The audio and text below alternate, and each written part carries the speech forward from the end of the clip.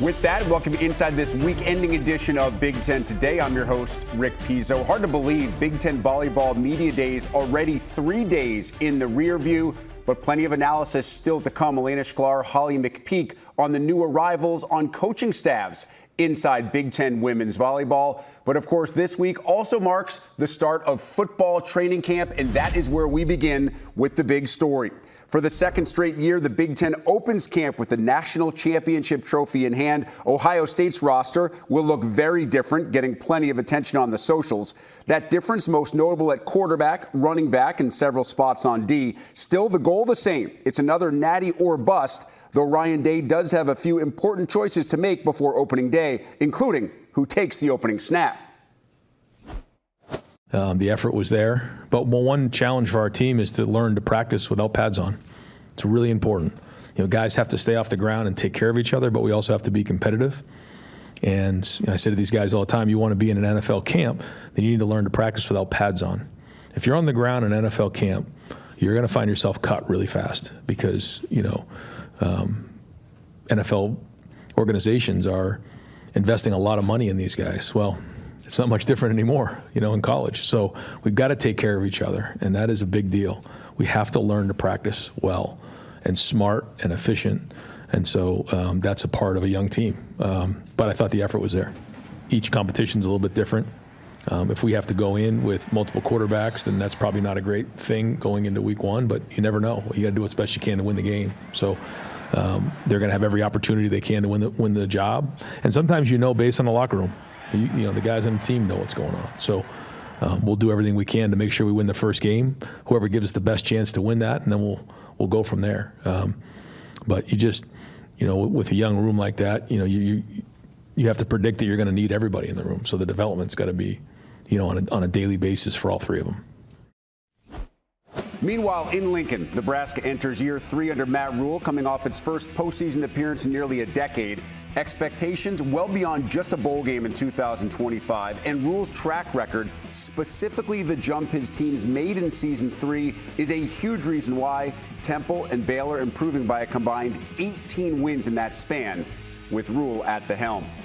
And for much more on the Huskers, welcome in Mitch Sherman for today's big interview. Covers Nebraska football as well as anyone out there. Mitch, let's start with Matt Rule. What did you hear from the head Husker when you had the chance to talk with him last week at Big Ten Football Media Days? Yeah, last week and then this week as camp has opened and Nebraska's been practicing since Monday. I've heard a lot of confident talk from Matt Rule, and that's trickled down to the players and assistant coaches who have had things to say to the media over the last week or so. They're confident in the team that they have as they enter camp and approach this week 1 game in Kansas City against Cincinnati. I think Matt Rule feels good about the progress that Nebraska's made in key areas. For him, it starts at the line of scrimmage like it does, I think, for just about all coaches in the Big Ten.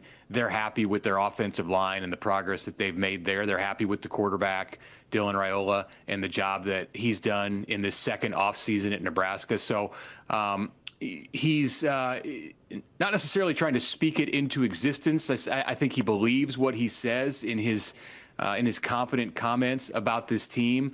But definitely that's part of the plan. That's part of the strategy for Nebraska entering this preseason is to portray that sense of confidence as they get going and put on the full pads here, I believe, today on Friday. Mitch, a year ago, the strategy with Dylan Raiola, at least, was to put him in positions where he didn't have to win games and also wasn't in the spot where Nebraska asked him to do things that caused the Huskers to lose games. He has a full year now under his belt. How much more freedom will Dylan Raiola have in the offense in 2025? Yeah, I think with his comfort level in the entire big picture of the program, how he's asked to lead. He tried to do that last year, and he did an admirable job for a true freshman in stepping into that kind of role where he was at the forefront of everything. I mean, literally like leading Nebraska out of the tunnel and doing some things that could be uncomfortable. And I think were uncomfortable at times for a 19-year-old to do who is around veteran players. it's much more natural for Raiola now. It's easy to see that there are players, new players in the program who came via the transfer portal and are going to be asked to step into big roles who are looking up to Dylan, not because they believe it's the right thing to do, but because that's the way that he's led them through this offseason on the field, on the practice field, off the practice field. You know, he sets the tone for what Nebraska football has put forward here over the past 8 months, but since the day that he's set foot on campus. They are going to give him more freedom this year. They want him to be able to use his legs a little bit more. They won't protect him as much. They feel that at 6'3" and 225 pounds that he can withstand some contact. A quarterback's always going to be in harm's way more when he gets out of the pocket, but Dylan is enough of an athlete to be able to avoid some contact, and he's done a great job this year, this offseason in the 2025 calendar year of improving his physical shape so that he should be more equipped to pick up a first down when Nebraska needs him to move with the ball on, say, a 3rd and 3. Mitch, let's dive into some of those players around Dylan, whether they be returners or transfers coming in from other schools, who have to be playmakers offensively to allow Dylan Raiola and this unit to get where it wants to be. Yeah, you can start with 3 or 4 guys. I mean, I look at Emmett Johnson right off the bat. He's been in this program contributing for 3 years, emerged late last season as the go-to running back, and he's clearly the guy right now in preseason camp. He's the number one that Nebraska didn't have often last year. It was kind of a by committee thing with Dante Dowdell and Ramir Johnson and Emmett Johnson. Now Emmett is the guy. You know, there are young backs behind him who he's going to help bring along, and Nebraska's very eyes wide open to the fact that they're likely going to need 3, maybe even 4 running backs this year. That's a common theme that you hear from Dana Holgorsen, the offensive coordinator, in every time that he gets an opportunity to talk about this offense. But in addition to that, you're going to look at Dane Key, the Kentucky transfer, as the top wide receiver target likely for Dylan Raiola this offseason. You're going to look at Ja'Cory Barney, who was an electrifying true freshman last year, and he's going to add some things to his offensive repertoire and on special teams. Ja'Cory Barney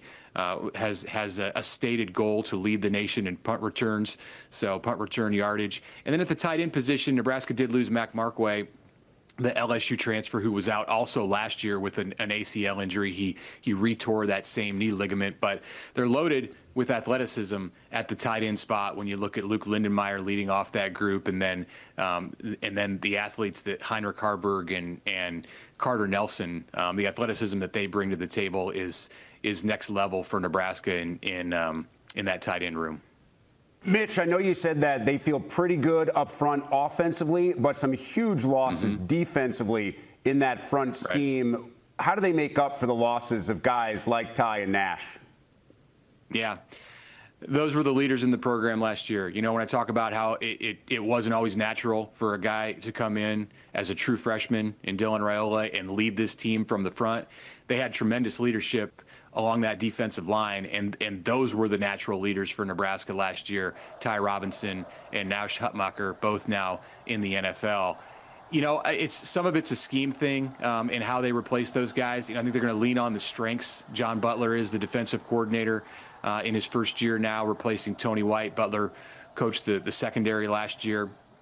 They're going to scheme some things up. They're going to bring pressure with the linebackers. They're going to use that jack backer position as kind of a 4th defensive lineman. That's one of the strongest and deepest spots on the team, with Willis McGahee, the 4th, and the transfer Dason McCullough from Oklahoma.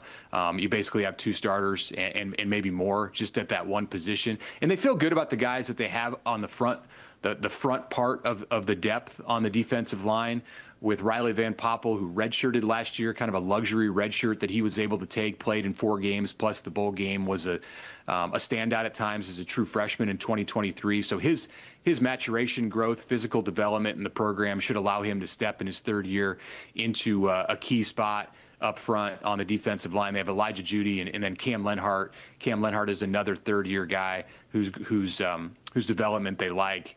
After 2 years in the program. So they're in good shape with those 3. The depth is definitely something to watch on the D-line. Are the young players going to be able to step in? They have a couple of transfers who weren't able to do as much as they would have liked in the spring because of some injuries. and we're still nursing some things as Nebraska got out to practice this week. So depth is an issue for sure up front on the D line. They're going to rely on Terry Braden, that new defensive line coach, came from the Kansas City Chiefs, to get those guys in shape and have them ready to go week 1. All right, Mitch, let's finish with the schedule, because on the surface, it looks very favorable. No Ohio State, no Oregon, no Indiana. That's 3 of the 4 Big Ten teams that made the playoffs last year. You do have to face Penn State on the road, but the other 3 road games in a year where Nebraska plays 5 league games in Lincoln are Minnesota, Maryland, and UCLA. Those last 2 teams were 10 games below 500 in league play. Is this schedule as favorable as it seems? Yeah, it's a manageable schedule. You know, there's one game out there where you look at Nebraska going into the season and say they're going to be a heavy underdog, and of course that's going to Happy Valley. Everything else is you know, you put Nebraska on the favorable side, or it's going to be expected to be a closely contested game. You know, the one you could maybe take issue with my comments there are the Michigan game, but we'll see. We'll see after 3 weeks where Michigan's at, where Nebraska's at. Michigan, of course, has got that big test at Oklahoma that's going to tell us a lot about them. They could be without Sharon Moore in that game on September 20th. We'll find that out. You would hope here in the days and weeks ahead. It's going to be Bryce Underwood's first start on the road in the Big Ten, his Big Ten opener, assuming that he wins that job in Ann Arbor. So beyond that, you have games that Nebraska expects to be able to go in and absolutely stack up talent-wise against the other side. Yeah, USC and UCLA are going to have talent, you know that, but they're games that I think are manageable for Nebraska. They swap, of course, going to UCLA this year and having USC at home. So it is a manageable schedule in comparison to many of the others in the Big Ten. As always, great stuff from Mitch Sherman. Mitch, we appreciate the time. All right. Thanks a lot, Rick. Take care. And our crew is getting a look at Nebraska football firsthand. The Nebraska Football Training Camp Tour Show comes your way on Friday, 8 o'clock Eastern, the debut airing. Then it airs several other times throughout the course of the night. Dave Revson, Howard Griffith, Jake Butt there with analysis, also all sorts of interviews. It is the Nebraska Football Training Camp Tour, debuting Friday, 8 Eastern, 7 local time in Lincoln. Big Ten Volleyball welcomes 3 new coaches to the league in 2025. Danny Busboom Kelly won a title as a player and another as an assistant with Nebraska, now takes over for her former coach John Cook. Trent Kirsten, who was coached during his playing career at UCLA by current USC headman Brad Keller, in Harris, Oregon. And Kristen Kelsey returns to her alma mater as the women in charge in East Lansing. Elena Sklar and Holly McPeak have more. Thanks, Rick. We now have 3 new head coaches joining the Big Ten to coach their first seasons in 2025. Holly, we had the opportunity to hear from all of them at Big Ten Media Days. After getting to hear from them, what are your expectations from those 3 new head coaches? Well, they're all in very different situations. For one, we've got Trent Kirsten. He had to completely rebuild his program. 15 new players, so an opportunity to build the culture of Oregon volleyball again, from the bottom up, just like he wants it. And then Danny is on the other end of the spectrum. She inherited the best team in the country, in my opinion. They are so deep and talented and on a mission to win it. So I think they're in very different positions. Yeah, all 3 of these coaches, you just said it, are in very different positions. The third one being Kristen Kelsey, who's now taking over at her alma mater of Michigan State. In another position, she's not new to Big Ten volleyball or Michigan State, but she is new to being a head coach. It's going to be a bit of a rebuilding season for them as well, but I'm excited to see what she's able to do. Me too. And now I know we just talked about the new head coaches, but we do have some returning head coaches that have been around for a while with Kelly Sheffield from Wisconsin. Wisconsin has lost a lot of really key players that have graduated. Obviously, Sarah Franklin, who's a 2-time All-Big Ten Player of the Year. What do you expect to see out of Wisconsin this season? And are they going to be able to compete with those top 2 teams of Nebraska and Penn State? I actually think it's going to be a new season, a new chapter for Wisconsin volleyball. Mimi Collier is a nice replacement for Sarah Franklin. You can't really replace her, but she can fill in that role. But we talked to a Carter Booth who's very motivated. Charlie Furbringer is 1 year older, and they've got some key components, a foreign player who didn't play a lot last season, who's ready to really do a good job. So I think Wisconsin's always in the conversation. They want to be elite, and Kelly Sheffield really did a good job in the offseason filling some gaps. And you just named it. This Wisconsin team does have some core players coming back with Carter Booth, Charlie Furbringer, now the addition of Mimi Collier, 3-time All-American. Right there, that's a group that you can build a really strong team and a really strong season off of. What I'm most intrigued to see is who they're able to fill those other roles with. You know, the backcourt, who's going to become the libero? I know they have some great freshman recruits coming in, but who's going to be able to take a little bit of the load off of Mimi Collier on the outside in some out-of-system sets? So I think they're going to be a really great team to watch this season. There's just a lot of question marks. Well, it's a new chapter, like I said, because they don't know what it's going to look like. And sometimes that's more exciting. You're energized. What is this going to look like? Players have an opportunity to step up and really contribute where they haven't been in the past.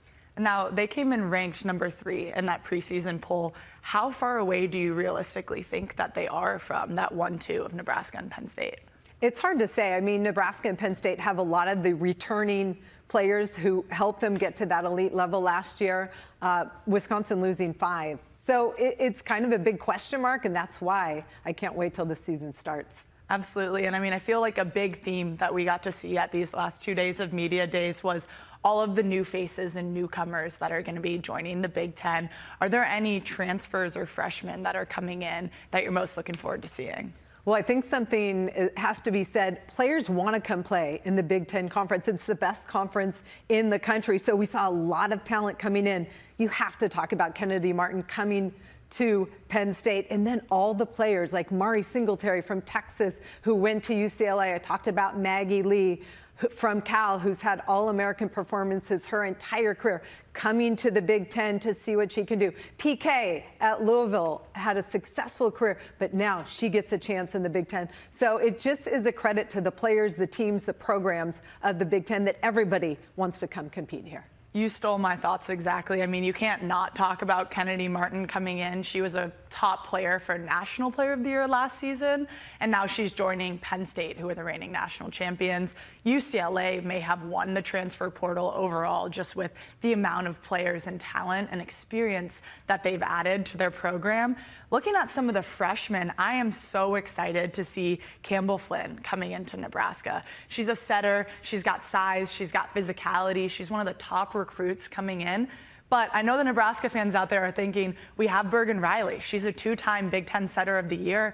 I'm just excited to see how Campbell Flynn is going to be able to find some time on the court in whatever position that's going to be, and then the way that those two are going to be able to push each other. I know she's going to be really fun to see in a Nebraska jersey, and we heard Danny Busfrom-Kelly talking about just the amount of talent they already have on the team, and adding a player like Campbell Flynn is just going to elevate that even more. Another freshman who I'm really excited about is Reese Messer. She's a highly touted freshman setter coming into USC, and they have a new chapter as well. They graduated Mia Tuaninga, who was their starting setter for many seasons. So to have Reese Messer coming in to run that offense, it's going to be really fun to watch. I am so excited. I feel like I want the season to start right now, tomorrow, but this was such an amazing way to kick off the season with Big Ten Media Days, and I love doing it with you, Holly. Me too. That was so fun. So fun. Something of a fresh start for Mike Loxley and the Terps after a disappointing 2024. Maryland struggled late, failed to make a bowl game for the first time in 4 seasons under Loxley. Last week at Media Days, Lox took much of the blame and says he needs to reinvent himself while at the same time managing a roster full of somewhat unknown commodities. I like to speak in code, and I try to message in code. And when I talk about being excited about the unknown, we have a lot of people that people haven't scouted, didn't scout, can't scout, and they're going to mess around and find out, per se, because we have recruited really well. They're young, and we've played young. You know, I heard Hal Hunter describe how in his 30 years of NFL coaching, he's always coached a rookie tackle, a rookie guard. And so to me, that's where when I talk about being excited about the unknown, is because we inside the Jones Hill House building understand that we have some talented players. We've seen them all summer. We've seen their development, their growth. We've added pieces to the puzzle for this year that, again, when you start paying people, we expect results now, and we're trying to expedite their growth. And the type of coaches that we've hired and the systems we've put in, I think will allow us to to play some of these young players and allow them to grow. There'll be adversity, there'll be failures, they'll make mistakes, but what I've learned is that the really talented players, they don't make it often and they don't make them a second or third time. And so the unknown is a good thing for us going into this season, and because the story isn't written other than what you guys think.